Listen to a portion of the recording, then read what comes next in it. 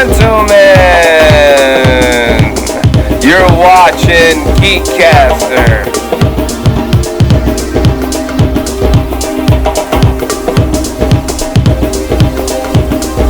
I'm Michael 7 Michael. And today we've got in the studio Tayler. Mary. How you guys doing? I'm good. How you doing today? I'm doing good. This is part 2, talking about New York Comic Con 2019. I can't believe it. We've been covering this for a minute. Yeah. This experience is pretty... Yeah, I think this is my Comic Con number 4. Wow, how's that feel? My knees don't agree with me. But, I'm getting old, so... And for those wondering, what is this right here? This is a little promo for Castle Rock. I was definitely wondering. You were definitely wondering, huh? Yeah, I was like, Mike, there's a piece of paper in your screen. So, have you seen Castle Rock? I have not. Yeah, I haven't even heard of it. What is I think it's something new. I'll pass this over to you. In the magic. Pass. Okay. Oh, you know what? I think I saw the promo for this. Okay, Okay. so I saw the promo booth for this. Mm-hmm.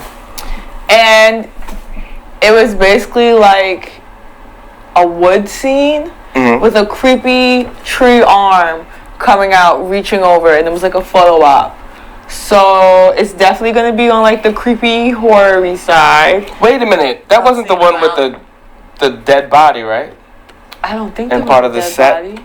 Okay. I don't recall a dead body. Oh my. I don't know, but there is a dead body on the thing, like when it's up there. Oh. But yeah, I'm out because I'm a chicken. I'm a chicken. So we spoke a little bit about... Maine has some really haunted towns. Yeah. So we spoke about animation, different ways to get it, the changes from last year to this year, and of course, conventions and the different vibe. But now we're going to get into TV shows and films and gaming. So... Ooh. Can we start with Riverdale? Yes, we can. I love Riverdale.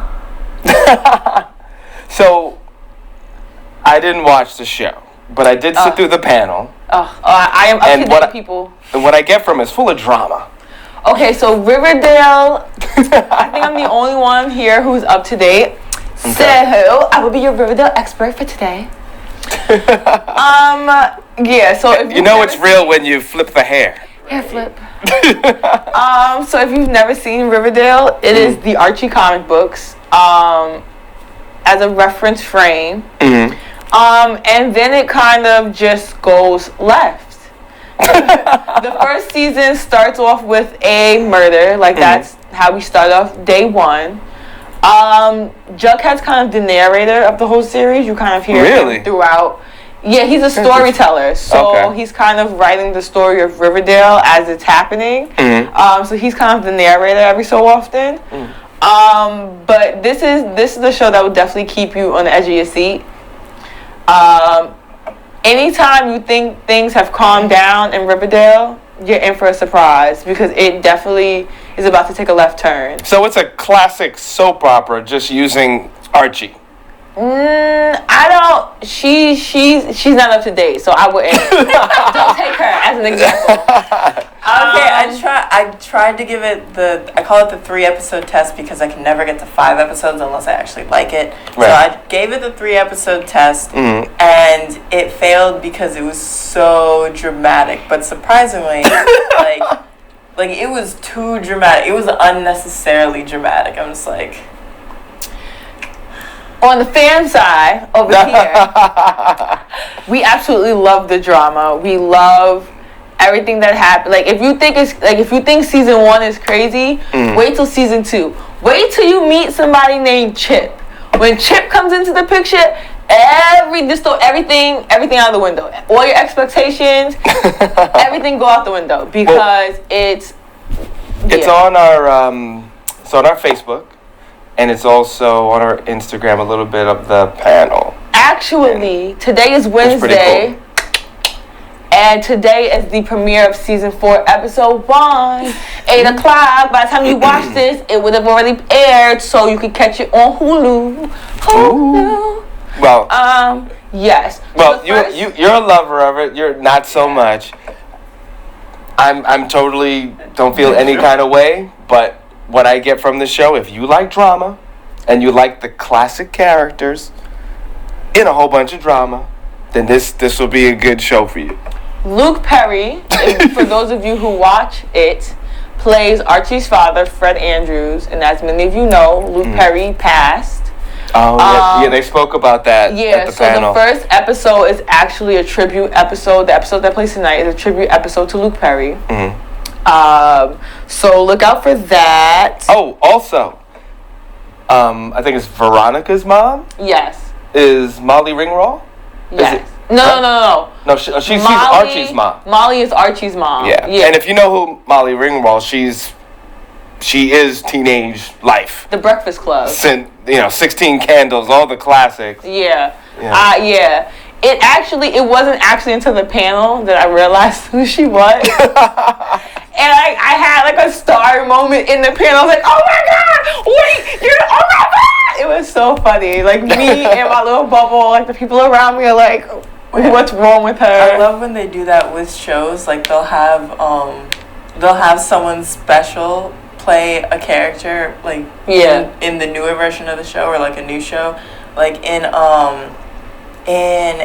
Arrow. No, in Flash. So in the Flash, the Flash's dad, who goes to jail, he is the original Flash from like the 1980s or 1990s show, and like it was such a nice little thing to see him. It's like he was the original Flash. Now he's the Flash's dad. Yeah.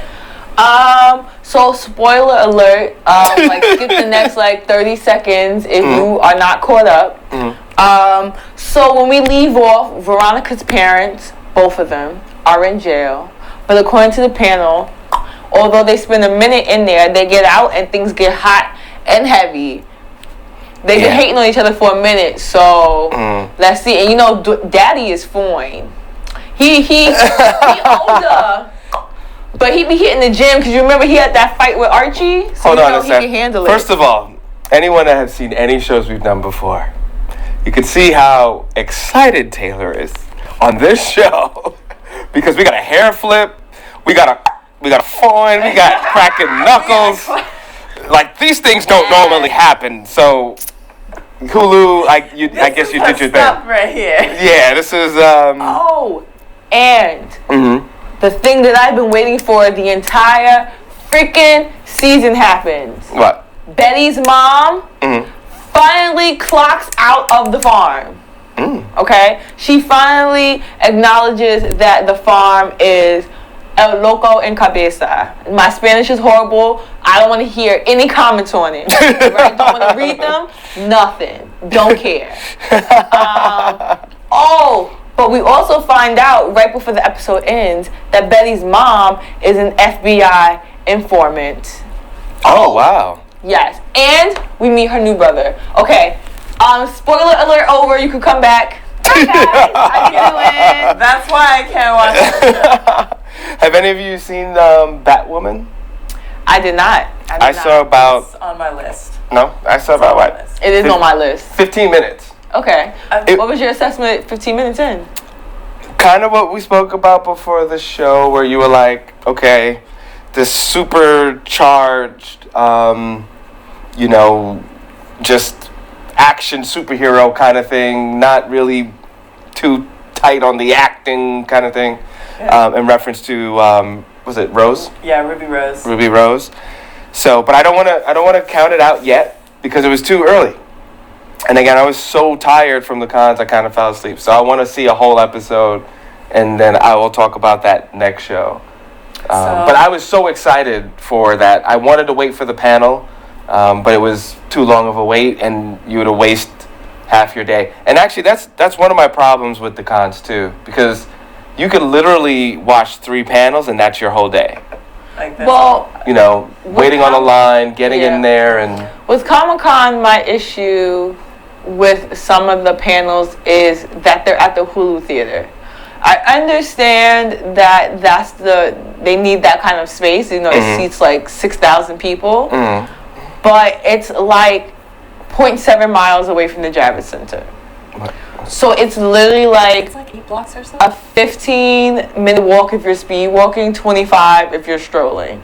Right. Yeah. So it is significantly far, and it kind of makes you like miss out on other stuff if the start times and end time are close to each other. But even with the smaller panels, it's weird. Like they need to maybe just have constant panels but less rooms, because if you wait long on a line, you could wait like, I don't know, 30 minutes, an hour, and still not get in to the panel that you want. For the panels inside of the Javits Center, I would definitely say that. For the Hulu theater, Hulu's good because of the amount of seats you're gonna get in.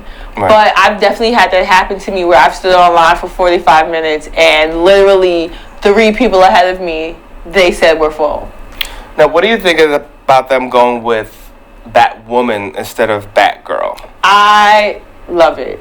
Really? I think it was a better choice because Batgirl is too far tied to Batman. And so they have some sort of upcoming Batman movie because Robert Pattinson has been cast as Bruce Wayne, and we're all nervous about that. Oh man! Like we're okay. For anyone who doesn't know, he did indeed hate Twilight and everything to do with it. Yeah, but he got paid though. He played Cedric Diggory in Harry Potter, and I love Harry Potter, and I still don't like him. Damn. Okay. Wow. I'm very disappointed. But like I can see him. This is worse than Ben Affleck. I can see him being Bruce Wayne. Like I can see him being the young, charming Bruce Wayne. I really can. Okay. And the fact that it's like, okay, women look at him, think he's handsome. He says like 2 words because he doesn't really want to talk to anybody, and then he kind of like keeps going. And so like I can see him being Bruce Wayne. Batman's a whole totally different story, and I don't want to judge, so we're just gonna fucking wait. I'm sorry. Oh my goodness, guy! I'm not editing, so you gotta get that together. I'm sorry. So we're just gonna have to wait. All right, kiddies. We just want you to know what not to say and do. This is a learning moment from GEEKCASTER. Yep, go ahead.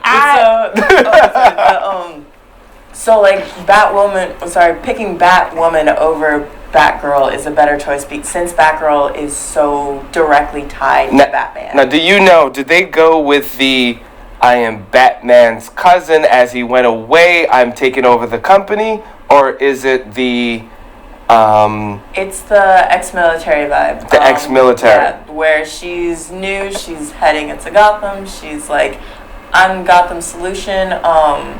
Batman disappears for a while, which is when she first comes up, and then when Batman gets back, he's like, what the heck are you doing? So we don't know if Batman's gonna come back. They did show when she was a little girl, Batman saved the car, but the kids died or something like that. Yeah. So I think that's where, and that's not a big spoiler, it's just the beginning of the show. That's part of her story. Yeah, they show little flashes. Yeah, of like so and it's hard. Let's be fair. In this day and age with backstory, it's hard sometimes. Every hero has at least 2 or 3 backstories because the original comic decided to restart it and with a new story plot or something. Right. Yeah, like even Wonder Woman now has 2 different backstories.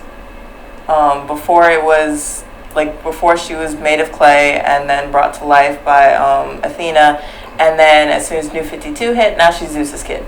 Like everyone else, so. Like everybody else. Now, literally, like everyone is. Zeus has been getting busy. Everyone in Greek mythology is Zeus's kid somehow. Just magically, we're all under Zeus. Yes. Oh man. So, Harley Quinn. Yes. Animated series. Did you happen to sit in on that panel? No, I couldn't because it would waste the day. Well, what happened? You could have because they did chop it up, but they did. Yeah, because I came, so Riverdale left and came back for Harley Quinn. I thought you were gonna start rapping. I came in the door. I said it before. Sorry. So I saw Harley Quinn. Mm-hmm. It is an adult cartoon. Oh. Like she says MFA. Okay. Every other word, like Samuel L. Jackson is in that. Okay.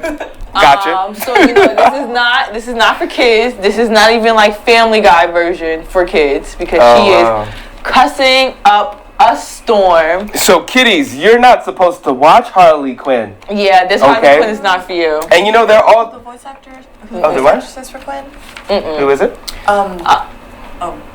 Continue. Sorry. So yeah, so it's a lot of cursing. I'm gonna give you a spoiler on the first episode because it's basic Harley Quinn backstory. So if we don't know this, you're not a fan of Batman and Harley Quinn. Okay. So or the Joker, so it doesn't even matter. Mm-hmm. So basically, the first episode is Poison Ivy trying to get Harley Quinn to break up with the Joker. Oh, finally. Yeah, so that's the whole premise of the whole premise of the show is Harley Quinn finally decides to leave the Joker, and she decides that she is going to be the HBIC villain. See how I did that? I like how you did that. HBIC villain of Gotham. She don't need the Joker. She gonna show him. It's almost like a Legally Blonde kind of vibe where she's like, oh, you think that I can't do this? You think that I need you? Watch me blow you out the water. Bing, bang, boom. Now, I mean, I get it because of where we're at right now in society and things going on, blah, blah, blah, blah, blah, blah. But isn't the whole point of her is that she's stuck on him and can't let him go? Because then she's not really Harley Quinn. No, as of like pre-New 52, like before Infinite Crisis, right before New 52, she goes and so the problem with Batman and I'm sorry, I don't like Batman, but the problem with Batman and like all of his villains is Stop the show! Stop the show! Wait a minute! But okay, go ahead. None of the villains or anything go through any type of treatment or like get help or anything, but Harley Quinn does, and she's one of the only characters to do so. And so like her story, like right before New 52, is her getting herself together, and then New 52 is her like officially like when she quote unquote breaks and like she picks Poison Ivy over Joker, and like she's officially done and like out from under him because she tries to get away from Joker a couple times, and then like when the death of Joker happens, she kind of has like a relapse, but like Joker's actually dead, and so like some very graphic things happen, and she eventually like gets better and like gets to know herself without the Joker. And so I do like the fact that they did this story of like her getting to be herself without the Joker. And I'm also like 100% for DC animation because their animation is always on point. The best. Yeah. Like, of all the things, their animation is probably, I'm gonna say it, their animation is definitely better than Disney animation. Like Disney Marvel animation. Right. Specifically, Marvel animation, because Disney owns Marvel, so I always Disney, if you talk about like a Pixar, they blow everybody out the water. But Disney, as far as their Marvel brand of animation, DC is definitely, I agree with that statement. Better stories. Really, I mean, listen, I trust them because of that, so I'm looking forward to it. But in general, folks, mothers, fathers, uncles, aunts, whoever raising these young girls, do not push them on to Harley Quinn. She is not a role model, okay? Well, wait a minute. Because in the new animated series, she, like, Poison Ivy is like, you're a doctor. Like, you're intelligent. Like, what are you doing? And she ends up, in the first episode, she ends up, like psychoanalyzing herself. So basically what I'm saying, they're trying to change the narrative because so many people. But that was her narrative. Is always like when she was created in Batman the Animated Series. Her entire thing was a cautionary tale for young women and young girls to not that obsessive, not be so obsessive towards men, and also be aware of like when people are hurting you and like don't care about you or anything. Because if you think about Harley Quinn, she was like an accomplished doctor. Yeah. Like all on her own, like she had her shit together. And every time Batman gets Harley Quinn to turn on the Joker, he's always pointing out exactly like the mean things that he does, or like the manipulative things that he does towards her. Yeah, like the first few minutes of the show are basically Harley Quinn and the Joker fighting Batman, and basically the Joker leaving her high and dry, and leaving her as a scapegoat so he can escape. And he basically tells her, she's like, oh, I'm gonna get arrested. He's like, don't worry, I'll break you out of Arkham in less than 24 hours. He's like, you won't even see breakfast.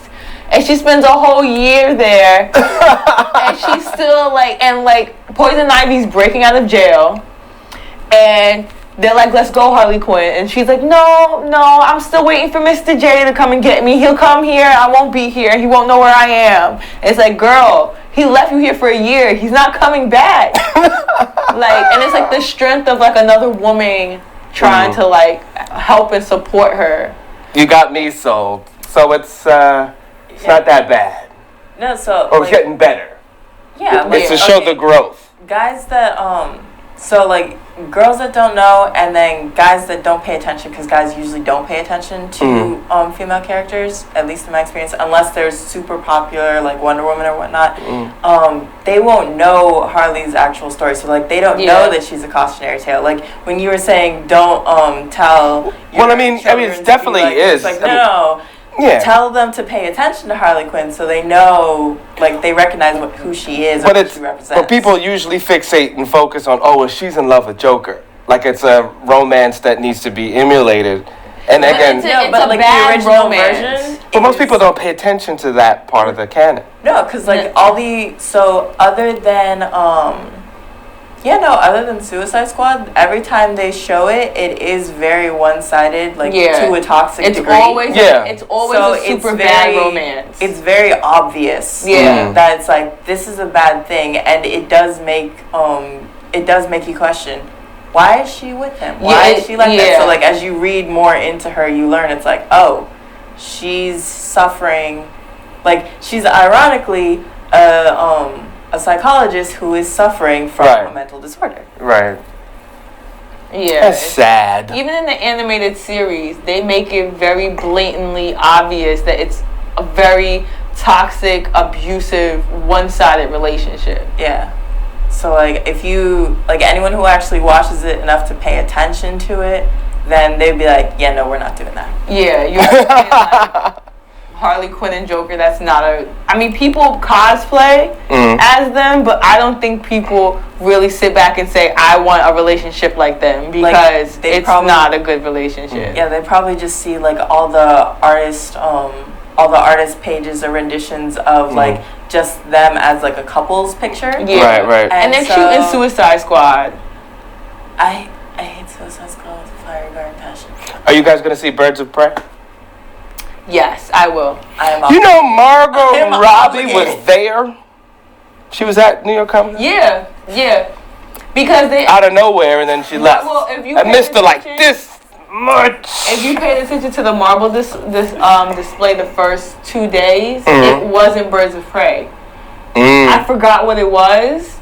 And then all of a sudden on Saturday, it was like Birds of Prey, her costume. I saw one girl cosplay. Yeah, I saw one girl cosplay as her and had the outfit spot on. And I was like, how? The trailer just came out. Like, how did you have the boots? She had the boots, and I was blown. Oh, it didn't look homemade. It looked store bought. I was like, girl, where did you find this? Like, you did this with the quickness. Sis, I need the plug. Yeah, someone's got connections. Someone's talking to somebody over there. Somebody got connections at Marvel Comics, their costume department or something. She might have been working for, because I don't know if like I think they were called booth bunnies. There's a more specific name for them, but like that's just what I know them as. And what they do is sometimes they're supplied the outfit, sometimes they have to make the costume, and they go around just to promote the whatever it is they're promoting. Yeah, Anime NYC does it a lot actually. A lot of their booths have cosplayers that kind of like mingle around and try to get you to come to the booths and give you free stuff, and they have a lot of scavenger hunts. Yeah. There was also Comic-Con only had one scavenger hunt. I just want to point that out, okay? A lot of the other booths that did scavenger hunts, they said they had a bad experience doing it, and they didn't want to do it again. But yeah, there was only one scavenger hunt, and I was thoroughly disappointed because I enjoyed my scavenger hunts. Okay. Just a little side. Well, a lot of people that I talk to go to con just to get like specific exclusive merch. Yeah, and the scavenger hunt is how you get that. But the scavenger hunt is how you get the exclusive stuff. Like, you have to make me go through a task. Like, make me find 7 different cosplayers from the Shame Show and get a sticker from each of them so that I can get an exclusive pin that's only at Anime NYC and only given out to people who have succeeded the scavenger hunt. I want it. Give me what's mine. Oh, so speaking of other kind of superhero shows, Black Lightning came back on Monday. How was it? Doing? I love Black Lightning. They're on season 3, right? I didn't. Yeah. Okay. So it's like a so for those of you who don't know, Black Lightning is about a black superhero who was a superhero back in the day. He kind of retires, living his regular family life. Best life. And shit starts to go down, and he has to listen. They don't even bleep that on. Stuff starts to go down, and he decides to become Black Lightning again against his wife's wishes. 'Cause, you know, a black wife, she ain't about that life. I'm about that hero. But he has 2 daughters, and we discovered that the 2 daughters also have superpowers. So reluctantly, he allows his girls to go out with him superheroing. And yeah, so if you want to see a group of black excellence with superpowers slaying the day, I recommend Black Lightning. And you can, on Tayler of SEV on Instagram, you can catch me doing live reactions to the episodes also. So we can watch it together. I may start doing lives instead of just reaction posts, so that we can like comment to each other. So, you know, in the comments, let me know if I should do live, keep it the way it is, but catch those posts. So I'm pretty partial towards Black Lightning because I do like Jefferson Pierce is one of my favorite characters. Like in his later days, because of the fact that he's like has to be a superhero and he's raising his 2 kids. But the reason I can't really like get into Black Lightning is because of there's so many differences between the show and the source material, and in between, I know a lot of people are like, there's definitely going to be differences, but like in between the show and the comics, there was a little like DC short episodes on YouTube that I had seen one time, and of course they're animated, and it was very similar to like a Static Shock kind of vibe, and it was him, single father, raising his kids, and like one of the things that stuck out in the animation that's always prominent in the comics is that his daughters have powers from the jump. And then, like, they have powers from the jump. He's freaking out because he has to raise these small kids with superpowers, and, like, as they get older. So, like, I kind of understand them aging up the characters because of, like, high school and everything. But, like, one of the things was they're not allowed to become superheroes until they graduate college. And so he's very, very